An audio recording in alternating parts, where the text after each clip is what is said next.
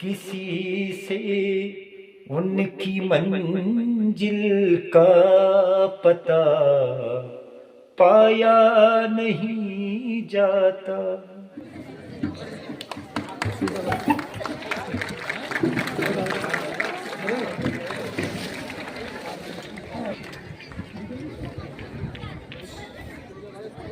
तालियों की आवाज रुकनी नहीं चाहिए। ये हमारा गांव का बच्चा है, देखो इनको हमने छोटे से बालक के रूप में देखा था, आज खुद काव्या जी सम्मान कर रहे हैं उनका। पांडे जी को नमस्कार। नमस्कार। ये इनके पिताजी हैं मदन सिंह जी, हमारे बड़े अच्छे मित्र हैं। कैसे हैं? मैं शुक्रिया अदा करता हूँ काव्या भाई का, जो हमारी छोटे से बच्चे से आज जो अचीवमेंट किया है, हमारी पूरी रनमन सिटी के साथ साथ पूरे सोमेश्वर को आह्लादित किया है। करते हैं। फिर अलग से क्लासेस भी होती हैं इन सब चीज़ों के ऊपर ना, कैसा होना चाहिए, एक आर्मी ऑफिसर को कैसा होना चाहिए, कि कैसे तुम्हें मतलब हमेशा ट्रूथफुल होना चाहिए, ऑनेस्ट होना चाहिए। क्या बात है, ये बहुत बड़ी चीज़ है। और उसके बाद इन सब चीज़ों पे तो हमारा चर्चा भी चलता रहता है काफ़ी। फिर जब हम सीनियर होते हैं हम अपने जूनियर्स को देखते हैं, जूनियर्स को देखते हैं, लेकिन जो जूनियर है वो हमसे देख के सीखते हैं अगर हम सीनियर है तो। क्या बात है। हम अपने जूनियर्स का ध्यान रखते हैं, काफ़ी ध्यान रखते हैं, उनको ट्रेनिंग भी देते हैं। तो और पहले हम जो चीज़ सीख गए अपने सीनियर से, अब हम वो अपने जूनियर्स को सिखाएंगे। क्या बात है। ये मदनदा वैसे ही शोभा नहीं दे रहा कि यार मतलब हमको भल करण चाहिए ऑटोमेटिक तलिए हमको देख बेरे सीख लिया। कितनी बड़ी सीख है दोस्तों, देखो कि कठिन परिश्रम के साथ मैं कहूँगा कि डिटर्मिनेशन और परसिवरेंस की बहुत ज़रूरत है। कि डिटर्मिनेशन मतलब एक चाह कि करते रहना है, करते रहना है। परसिवरेंस मतलब लगे रहना उस चीज़, एकाग्रता बिल्कुल। जैसे गाय होती है ना, वो घास नहीं भी होगी तब भी मुँह से वो जुगाली करती रहती है, वाऊं वाऊं करके ना, तो मतलब उतनी एकाग्रता। परसिवरेंस होना चाहिए अंदर, तो आगे जाके आप फिर पक्का जो आपका लक्ष्य हासिल करेंगे, चाहे वो आपको आर्मी में जाना हो, चाहे आपको सॉफ्टवेयर इंजीनियर बनना हो, कुछ लाइफ कुछ भी हो, कोई भी लक्ष्य हो, उसके लिए आप ऐसा सब कुछ कर सकते हैं। जैसे इंटर कर लिया, उसको समझ में नहीं आया कि कैसे इसको आगे करेंगे क्या, तो आपसे वो मदद मिल सकती है उनको कभी? बिल्कुल। आप देखिए, मैं अगर आप इस फील्ड में आना चाहते हो तो मेरे से ज़्यादा खुश कोई नहीं होगा कि अगर मैं आपको बताऊं कि कैसे जाना और आप वहां पहुंच जाए। क्या बात है, क्या बात है। और आप गुरुजी से कभी भी, हम गुरुजी कहते हैं इनको, वैसे तो दुनिया इनको पांडे जी के नाम से जानती है, पर हम इनको गुरुजी बोलते हैं पहले बचपन से ही। आप गुरुजी से पूछ सकते हैं कि हम हमारा नंबर ले सकते हैं आप गुरुजी से, उनके पास रहता है। हम आपको बता देंगे कि यहाँ आगे कैसे ज्वाइन करना है, आगे क्या क्या प्रोसेस होता है, इस सब के बारे में आपको खबर दे देंगे। क्या बात है। ये और मुझे अच्छा महसूस हो रहा कि मेरा आज यहाँ आना सफल हो गया, कि कल इस फील्ड में अगर कोई बच्चा जाना चाहे तो उसको भी मदद मिले। बहुत बहुत दुआएं बेटा। विंस्टन चर्चिल ने एक बार बोला था कि success is not final, failure is not fatal. Success is not final, failure is not fatal, but the will to rise even after the fall is what makes you the perfect man. क्या बात। आप जब गिरेंगे और गिरने के बाद जब आप उठेंगे, तब जाके आप सही इंसान बनेंगे, जिंदगी में कुछ पाएंगे। क्या बात, क्या बात। कहीं गौर करना बच्चों, मंजिल मिल ही जाएगी, भटकते भटकते ही सही।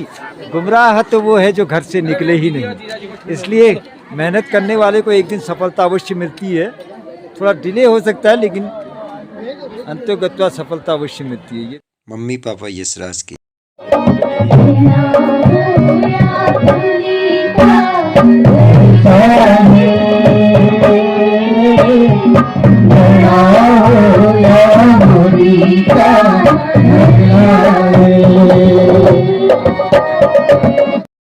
बहुत बढ़िया, वेरी गुड, एक लाइन में।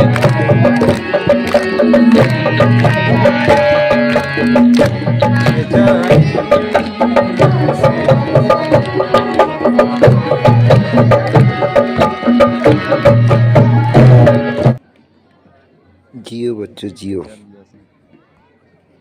शुरुआती शिक्षा इसकी यहीं से हुई है, आनंद वैली से ही। एनसीसी के बच्चे विशेष, क्या बात है। हेलो बेटा, एनसीसी के बच्चे, और इनसे भी हम दुआ करते हैं इनके लिए भी कि ये सब देश का नेतृत्व करें बड़े होकर, ऐसा इनको मुकाम हासिल हो इसी बच्चे की तरह। इसका सक्सेस से ये तो खुश है ही है, इससे ज़्यादा खुश हम माँ बाप इसके जो इसने करके दिखाया है, उससे ज़्यादा खुशी आज हमारे को हो रही है। क्या बात है। वो कल भी वहाँ पर बोल रहा था कि माँ बाप को किसी बच्चे के पैदा होने से ज़्यादा खुशी होती जितनी कि उसकी सफलता में होती है। अभी हमारे मित्र श्यामदा यहाँ पर बैठे हुए हैं, आप सभी जानते हैं श्यामदा को, तो मेरा वही जिक्र आ रहा था कि आज ये माँ बाप के लिए कैसा पल होगा, कितना गोल्डन पल होगा, क्या इनके मन में विचार आ रहे होंगे। तो मिल गए धीरज पांडे जी, क्योंकि इनका और हमारा ऐसा मेल जोल है कि कभी कभी इनके नाम पर मुझे समझ लेते, मेरे नाम पे इनको समझ लेते। और आप सभी लोग जानते हैं, क्योंकि बच्चों के कैरियर बनाने में इनका विशेष योगदान है, और मैं कोशिश करूंगा ये ज्ञान से उनको आगे बढ़ाए और मॉरलिटी से उनको और आगे बढ़ाऊं। हम दोनों मिलकर यहाँ के अपने सोमेश्वर क्षेत्र के बच्चों को आगे बढ़ाने में पूरा मदद करें, यही दुआ करिएगा हमारे लिए। ये जो गांव है आप देख रहे हैं, ये बजेल का ही क्षेत्र है जिसमें यशराज का घर है। तो आगे आप देखेंगे यशराज का घर भी है। ये देखिए, ये यशराज का घर है। किसी से उनकी मंजिल का पता पाया नहीं जाता, किसी से उनकी मंजिल का पता पाया नहीं जाता, जहाँ है वो फरिश्तों का वहाँ साया नहीं जाता, जहाँ है वो फरिश्तों का वहाँ साया नहीं जाता। इनके पापा बता रहे हैं कि जब कक्षा 7 में था, ये 2014 के आसपास की बात है, तो जब ये घर आए होंगे तो इन्होंने अपनी जो ड्रेस थी वो खोली थी, तो ये बच्चा उसी छोटी क्लास में इनकी ड्रेस पहन के तैयार हो गया। तब से ही मन में तब से इसके लक्षण दिखने लगे थे कि तब से कहता था कि मैं आर्मी ऑफिसर बनूंगा। तो मैं जो गाना गुनगुना रहा था वो उसमें यही था कि किसी बच्चे से पता नहीं चलता उसकी मंजिल कहाँ जानी है। तो यही छोटी छोटी चीज़ें, बस हमें उसको कोऑपरेट करना है, चाहे हमारे पड़ोस का बच्चा हो, चाहे हमारे घर का बच्चा हो। हमें ये सोचना है कि यार ये कल हमारा और हमारे गांव का नाम रोशन करेगा। उस उद्देश्य से उसकी जो गुण है उसके आगे उसको बल देना है, उसके गुणों को। नमस्कार दोस्तों, आज मुझे बहुत खुशी भी मिल रही है कि हमारे पड़ोसी गांव बजेल का ये बच्चा यशराज खणाई आज सेना में इतने बड़े पद पर, लेफ्टिनेंट के पद पर नियुक्त हुए हैं, और पूरी अपनी बस कुछ ही 1 महीना है अभी शायद ज्वाइन करना है। हाँ, 1 महीना है बस, उसके बाद उन्होंने आर्मी में ज्वाइन करना है, उनकी सेवाएं शुरू हो जाएंगी। और उसकी खुशबू हमारे पूरे अपने ये गांव के साथ साथ हमारे जो 9 ग्राम सभा है उसके साथ साथ हमारे पूरे सोमेश्वर क्षेत्र रूपी जो परिवार है उसको आह्लादित करेगी, और हमारे उत्तराखंड के साथ साथ हमारा देश का नाम रोशन करेंगे। तो ये इसी खुशी को साझा करने के लिए, ये समझ लीजिए कि उसी खुशी को महसूस करने के लिए मैं आज उनके घर पर आया हूँ। और बहुत छोटी उम्र से देखा है यशराज को, क्योंकि कहते भी है कि जो विनम्रता होती है, ज्ञान की एक, किसी के अच्छे अचीवमेंट की एक खुशबू उसके विनम्रता पे भी दिखाई देती है। और इस बच्चे को जब ये स्कूल से आता था, मुझे ऊपर की ओर आते थे जब ये, तो थक थक के मेरे ख्याल से 2.5-3 किलोमीटर तो यहाँ पड़ ही जाता था पूरा ना। और गर्मियों के दिनों में याद है कि मैं वहाँ रास्ते में मिलता था, कभी कभी मेरे वहाँ आ जाया करता था जब मैं पढ़ाता था ना। तो एक खुशी मिलती है पानी के लिए, क्योंकि रास्ते में है तो लंबा रोड भी पड़ता ही था उस टाइम पे। तो वो अभी भी मुझे वो लम्हे याद हैं कि पीठ में बैग होता था भारी, और लेकिन विनम्रता वैसी थी, हमेशा सिर नीचे झुका के। मेरे ख्याल से अभी भी वही तरीका है यशराज का। तो मैं इनके पूरे परिवार को और इनके पूरे कुटुंब को अपनी ओर से बधाई भी देता हूँ और शुभकामनाएं भी देता हूँ। इनके दादाजी को तो आप जानते ही होंगे अच्छी तरह से, आप लोगों ने, बहुत सारे लोगों ने रामलीला का हमारा प्रोग्राम देखे हैं। रामलीला में पूरे जो पहले से बनते थे, जब हयात सिंह जी थे, तो इनके दादाजी रावण का रोल करते थे और पूरे एरिया में फेमस थे उनका जैसा अभिनय। और मुझे याद है कि जब मैं बचपन में जब देखता था रामलीला, तो उनके आने से, जब वो परशुराम का रोल भी खेलते थे ना, फरसा था, जब वो गुस्से में आते हैं लक्ष्मण को देख के, जब वो धनुष को देख के गुस्से में आते हैं, जब वो कांपता था, तो मैं वो लम्हा भूला नहीं हूँ। और इतनी विनम्रता, और जैसे ही वो पर्दे से बाहर आते थे, जैसे ही वो अभिनय करके बाहर आते थे, तो कोई बयां भी नहीं कर सकता था कि ये अभिनय इन्होंने किया, यानी इतनी विनम्रता। तो मैं आज क्योंकि उनके भी सत्कर्म रहे होंगे कि ऐसे ऐसे नाती पोतों से उनका, क्योंकि ऐसे नाम रोशन कर रहे हैं आज अपने कुल का, अपने दादाजी का, अपने पूरे कुटुंब का। तो मैं उनकी बुजुर्ग आत्मा को भी अपनी ओर से सांत्वना दूंगा कि उनके सत्कर्मों से भी आज इस परिवार को ये खुशी मिली है। तो इन्हीं शब्दों के साथ आगे कैसे कैसे यशराज ने इस अचीवमेंट को प्राप्त किया और क्या क्या उनके अनुभव रहे, और बच्चों के लिए ये बहुत उपयोगी वीडियो है। मैं आप सबसे रिक्वेस्ट करूंगा कि अपने बच्चों को एक बार अवश्य दिखाएं। यशराज, पहले तो बहुत बहुत बधाइयाँ बेटा। Thank you. और बेटा सबसे पहले बताना कि तुमने शुरुआत तो यहीं से ली थी हमारे सोमेश्वर से ही, और नानछीना बिल्कुल वैसे उस चुलबुलाहट नहीं देख मिल, मतलब जैसे एक बच्चे में वो टाइम पर हूँ, सिंसियरिटी देखी अंदर, तो अच्छा लगा मुझे, तुम्हारे अंदर ये गुण भी था। तो ये मतलब ये शुरुआत कैसे हुई? जैसे यहाँ से तुमने कितने तक पढ़ा था? 5th तक पढ़ा था? 5th तक किया था ना, उसके बाद तुम फिर कहाँ गए थे? उसके बाद मैं जम्मू चले गया था, जम्मू पापा जी के साथ। 10th क्लास में। उसके बाद देहरादून आ गया था। अच्छा, देहरादून ना? Army public school lemon town करके। क्या बात है, क्या बात है। मैं उन गुरुजनों का भी आनंद वैली में जिन्होंने तुम्हारा मार्गदर्शन किया, उन गुरुजनों का भी, और क्लेमेंट टाउन में जहाँ पर तुमने ये पढ़ाई की थी, उन गुरुजनों को भी, जो उन्होंने जो डायरेक्शन तुम्हें दिया, उनको भी मैं सत्संग नमन करूंगा।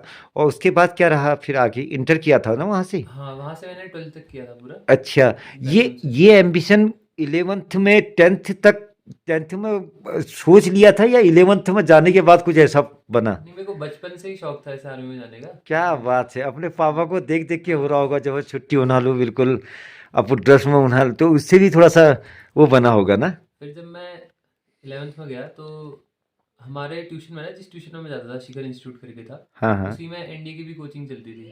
अच्छा। तो तब मेरे को मतलब वहाँ बच्चों ने बताया कि एनडीए की कोचिंग चलती है, हम जाते हैं ये वो। हाँ मेरे को लगा कि ठीक है, मैं भी ज्वाइन कर लेता हूँ। तब उस टाइम पे बहुत दूर की चीज़ लगती थी कि यार कहाँ हम लोग थोड़ी जाएंगे एनडीए में, ऐसा लगता था। क्या बात है। पर फिर उस टाइम पे सोचा कि नहीं, जा सकते हैं, थोड़ा मेहनत करेंगे। हाँ उसके बाद 11th के लगभग मिड सेम हो गए थे, हाँ हाँ। हाफ ईयरली हो गए थे 11th के। उसके बाद मैंने वो कोचिंग ज्वाइन करी, वहाँ से थोड़ा डायरेक्शन मिली।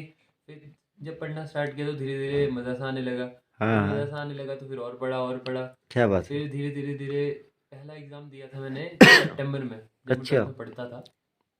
तो एग्ज़ाम मेरा निकल गया था। फिर मैं इंटरव्यू के लिए भोपाल गया था। मेरे बोर्ड्स भी थे, उसी के साथ साथ मेरे प्रैक्टिकल भी चल रहे थे। तो अच्छा। स्कूल वालों का भी बहुत साथ रहा कि उन्होंने मेरा प्रैक्टिकल पहले करवा दिया और मेरे को भेज दिया, अपनी इंटरव्यू के लिए भेज दिया मुझे। अच्छा, ताकि सुविधा मिल गई। हो सकता था नहीं तो मिस भी हो नहीं जाता। तो यहाँ या तो मेरा इंटरव्यू मिस होता या तो मेरा प्रैक्टिकल मिस होता। तो स्कूल का बहुत साथ रहा। चलो ये। बाकी फिर उसके बाद मैं भोपाल गया एसएसबी के लिए उस टाइम पे। तो फिर वहाँ से मैं एसएसबी से बाहर हो गया था। मैं अच्छा। 5 दिन रहा था एसएसबी में। उसके बाद लास्ट दिन में बाहर हो गया था एसएसबी। हाँ हाँ। फिर उसके बाद जब नेक्स्ट फिर मैंने एग्ज़ाम में ऐसी तैयारी हो गई थी मेरी कि एग्ज़ाम तो मैं नॉर्मली जाता था, देता था, तो मेरा क्लियर हो जाता था। हाँ। ज़्यादा पढ़ने लिखने की ज़रूरत नहीं पड़ती थी। फिर जैसे दोबारा तैयारी करो, ऐसा नहीं होता है। एग्ज़ाम एक बार पढ़ो, एक बार अगर तुमने अच्छे से तैयारी कर ली है तो अगली बार तुम कर ही लोगे उसको, ऐसा है। हाँ, मतलब कहने का मतलब है कि जब तुमने जो चीज़ पढ़नी है, जैसे कहने का मतलब है कि अगर लक्ष्य क्लियर ना भी हो, लेकिन जैसे आप पढ़ाई कर रहे हैं, हाई स्कूल में पढ़ रहे हैं, तो आप हाई स्कूल की पूरी दिल से तैयारी कीजिए। बिल्कुल। और इंटर में पढ़ रहे हैं तो उन सब्जेक्टों को कंप्लीट कीजिए, ये देख के कि मुझे इंटर में अच्छी डिवीजन में पास होना, अच्छे नंबरों से पास होना है ना?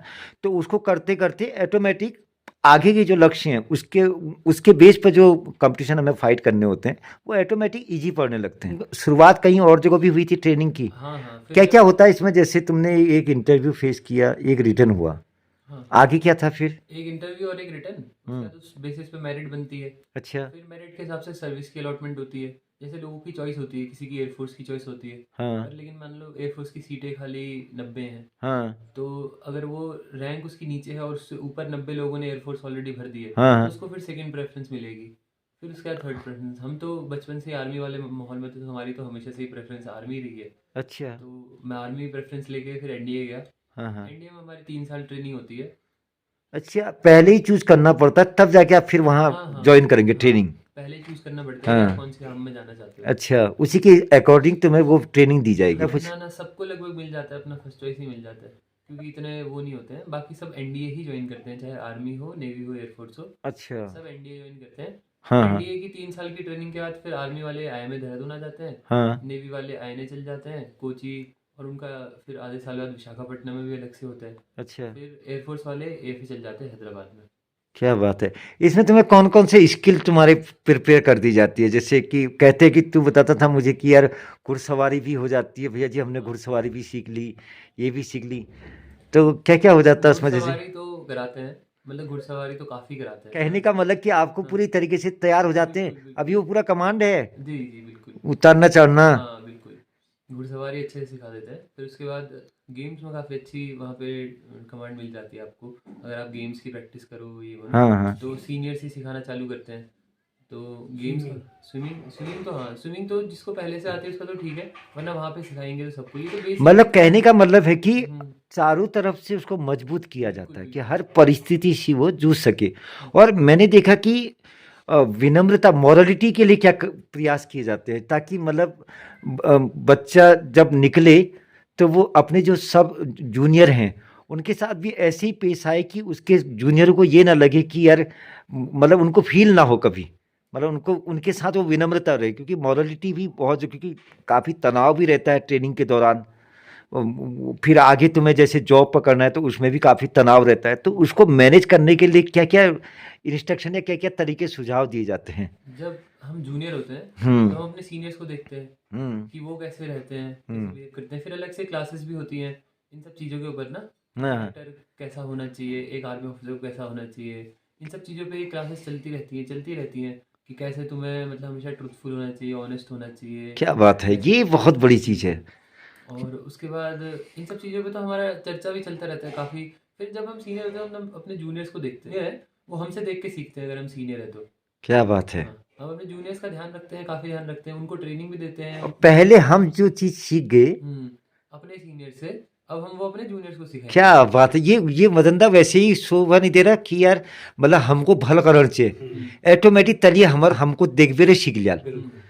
कितनी बड़ी सीख है दोस्तों, देखो कि मतलब अपने सीनियरों का सम्मान करना, उनको सीखना, और सीनियरों को भी चाहिए कि अपने से छोटे वालों के संग कैसे पेश आना है, उनको किस तरीके से सिविलाइज्ड करना है। और ये आर्मी को इसीलिए महान माना जाता है ना, डिसिप्लिन के लिए, यही उसकी पहली प्रायोरिटी है कि डिसिप्लिन, बड़े को भी उतना ही सम्मान देना जितने छोटों को सम्मान देना, बिल्कुल। है ना। ये बहुत बड़ी बात है। मैं शुक्रगुजार हूँ कि मुझे आज ये अनुभव खुद सीखने को भी मिल रहा है, खुद अनुभव भी मिल रहा है।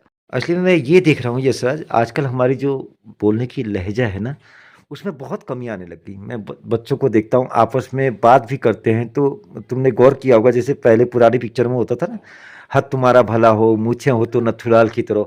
आज के जो जो शब्दावली है, माँ बहन की जो गाली देने लग गए आपस में, उसकी वजह से भी हमें आत्मनियंत्रण शक्ति होती है वो वीक होते जा रही है। एकदम से गुस्सा हो जाना, अब तुम लगाओ एक आर्मी ऑफिसर को कितने कष्ट झेलने पड़ते हैं, पता नहीं कब बॉर्डर में जाना पड़ जाए, कब कहाँ जाना पड़ जाए, उसको मैनेज करने के लिए वो इतनी चीज़ों की ट्रेनिंग दी जाती है। तो बच्चों के लिए क्या कहना चाहोगे जो ये उसको शैली अभी से कैसे रहना चाहिए मॉरलिटी के हिसाब से? ज्ञान का तो बता दिया, टेस्ट कैसे होगा क्या होगा, मॉरलिटी के हिसाब से भी क्या करना चाहिए उन बच्चों को अब? नहीं देखिए, अपने घर से अपने बड़ों से सीखना चाहिए बच्चों को। अभी हमारे घर में हमारे फादर भी आर्मी में रहे हैं। फिर उसके बाद हमारे घर में थोड़ा माहौल भी ऐसे ही रहा है कि हम हमेशा पोलाइट रहे हैं आगे जाके ना, लाइक बिल्कुल। बड़ों की इज्जत करना, ये वो सब इंसान घर से ही सीखता है। बाहर जाके जो गलत चीज़ें सीखते हैं फिर आपस में, उन सब पे थोड़ा ध्यान कम दीजिए और अपने घर के गुणों को, जो आपको घर से अपनी वैल्यूज़ मिली हैं, उस बिल्कुल। पे थोड़ा ज़्यादा फोकस और कीजिए। घर वालों के जो बुजुर्ग हैं उनको भी ध्यान रखना चाहिए बिल्कुल, कि बिल्कुल। मेरी ओर से कुछ ऐसा ना हो रहा हो कि मेरा बच्चा मुझसे ही गलत चीज़ें सीख रहा हो। ये बहुत ज़रूरी है क्योंकि बच्चे देख के भी बहुत कुछ सीखते हैं ना। ये बहुत अच्छी बात है। और नए बच्चों के लिए क्या कहना चाहोगे जो मतलब इस ओर तैयारी करना चाहें, और या जो सोच रहे हैं, क्योंकि आज इसको आपका वीडियो देख के बहुत लोगों को इनकरेज होंगे कि यार हमें भी इस ओर जाना चाहिए, उनके लिए क्या कहना चाहोगे? किस तरीके से उनका मनोबल बढ़ाएं आप अपनी ओर से, अपने अनुभव के ये हिसाब आपने से? वो सुना होगा कि हार्ड वर्क इज की टू सक्सेस, क्या कि बात है, आप कठिन परिश्रम कीजिए और आपको सक्सेस मिल ही जाएगी। क्या बात लेकिन है। कठिन परिश्रम के साथ मैं कहूँगा कि डिटर्मिनेशन और परसिवरेंस की बहुत ज़रूरत है, कि डिटर्मिनेशन मतलब एक चाह कि करते रहना है हाँ। परसिवरेंस मतलब लगे रहना उस चीज एकाग्रता बिल्कुल हाँ, से जैसे वहाँ पे गाय फॉलो बच्ची होता है। जैसे गाय होती है ना, वो घास नहीं भी होगी तब भी मुंह से वो जुगाली करती रहती है वाऊ वाऊ करके ना, तो मतलब उतनी एकाग्रता। बिल्कुल परसिवरेंस होना चाहिए अंदर, तो आगे जाके आप फिर पक्का जो आपका लक्ष्य है हासिल करेंगे, चाहे वो आपको आर्मी में जाना हो, चाहे आपको सॉफ्टवेयर इंजीनियर बनना हो, कुछ लाइफ में कुछ अच्छा भी करना हो, हाँ, बिल्कुल। कोई भी लक्ष्य हो। उसके लिए आप ऐसा सब कुछ कर सकते हैं। मैं सिर्फ आर्मी बेस्ड नहीं बोल रहा हूँ, बाकी आगे जिंदगी में भी अगर कुछ ऐसे करना है तो डिटर्मिनेशन परसिवरेंस हार्डवर्क अगर आप कर सकते हैं तो फिर आप पक्का सफल हो जाएंगे किसी भी चीज़ में आगे। क्या बात है, बहुत अच्छे अनुभव तुमने मेरे साथ शेयर किए। और ये सुबह का, क्योंकि आप सब लोगों को पता है मैं मॉर्निंग वॉक का ही शौकीन हूँ, जहाँ भी जाता हूँ मॉर्निंग वॉक पे ही जाता हूँ। और यशराज तो और पूरा परिवार इनका आर्मी का है, तो सब टिप टॉप होके सुबह सुबह तैयार हुए थे, और पापा जी भी बिल्कुल तैयार ही थे लगभग।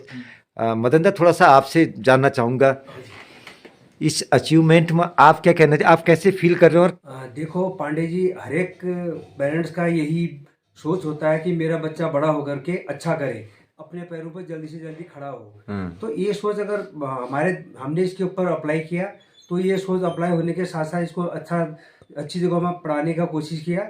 जब मैं जॉब में था 5वीं के बाद में मैं इसको अपने साथ आर्मी में लेके गया था। शुरू से इसका रुझान आर्मी की तरफ में था, लेकिन जब मेरे साथ में आया तब इसको थोड़ा आर्मी के बीच में गेम खेलना, उनसे बातचीत करना, ये सब कुछ ये देखता रहा, तो मुझे भी वहाँ पर बड़ा अच्छा लगता था कि हाँ यार, मेरा बेटा आगे जाके शायद आर्मी में कुछ कर सकता है। क्या बात है। तो और दूसरा इसने मेरे को बता भी दिया था कि मैं आर्मी में ऑफिसर बनूंगा, जब ये क्लास 7th में पढ़ता था। क्या बात है। तब इसने मुझे बता दिया कि पापा मेरे को आर्मी में ऑफिसर बनना है। तो मैं भी उसी तरह से प्रिपेयर रहता था कि इसको अगर आर्मी में ऑफिसर बनना है।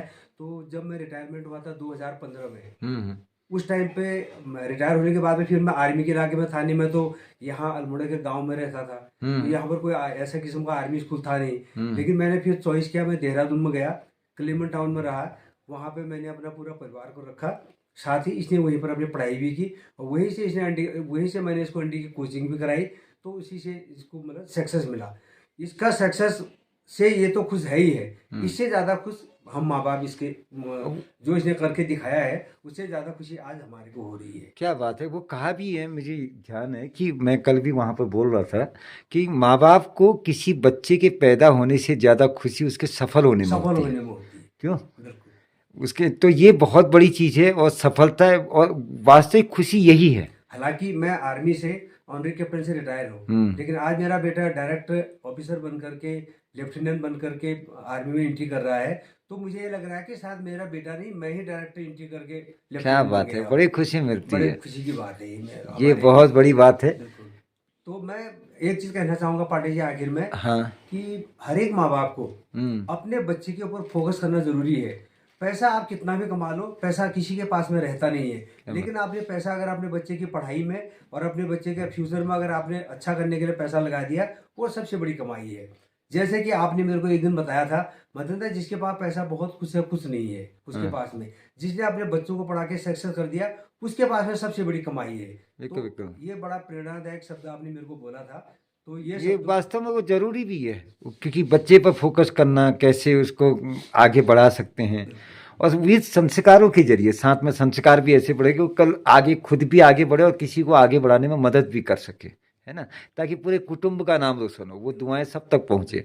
बहुत बहुत धन्यवाद आपका, आपने मुझे समय दिया, और सुबह का वक्त है, बहुत सारी ड्यूटी भी होंगी मेरे को भी खुशी है कि मैं इस समय आ पाया आप लोगों के पास। Okay, thank you, thank you.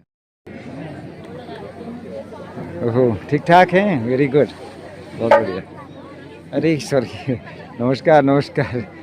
आपके वहाँ पर स्वागत हम रोज लेते रहते थे, आज यहाँ पर वेट हो रही, बहुत अच्छा लग रहा। बहुत बढ़िया, वेरी गुड, एक लाइन है।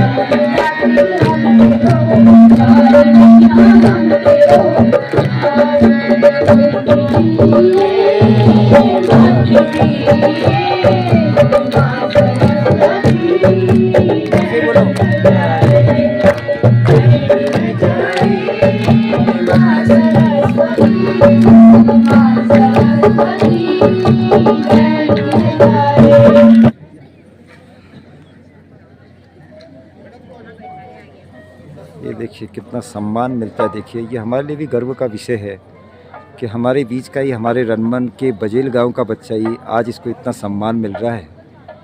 ये छोटी छोटी चीज़ें सीख देती हैं कि अगर हम मेहनत करेंगे अगर हम अपने माँ बाप के लक्ष्यों में आपके माँ बाप के कहना मानेंगे और एक दिन इस तरह का मुकाम हासिल करेंगे तो हमारा भी वैसा ही सम्मान हमें भी वैसे ही सम्मान मिलेगा।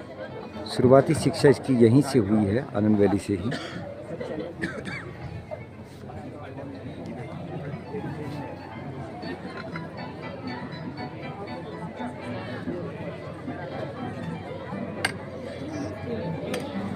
एनसीसी के बच्चे विशेष, क्या बात है। हेलो बेटा, एनसीसी के बच्चे, और इनसे भी हम दुआ करते हैं इनके लिए भी कि ये सब देश का नेतृत्व करें बड़े होकर, ऐसा इनको मुकाम हासिल हो इसी बच्चे की तरह।